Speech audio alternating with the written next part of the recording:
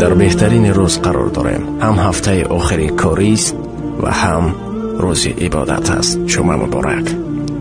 ای جمعه مبارک، ای جمعه عبادت، دست نیاز دارم بر حاکم سعادت. ای جمعه تقرب، صد شکر گشت منصوب. ای روز پاک مطلوب بر جای نماز طاعت.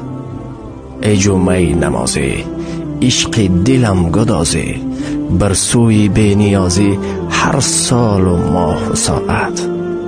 روزی بهینی عمرم، روزی بهینی عمرم، ای بهترین هفته.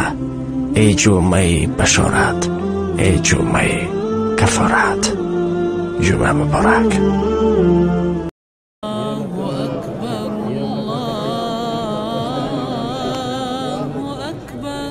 وإذا سألك عبادي عني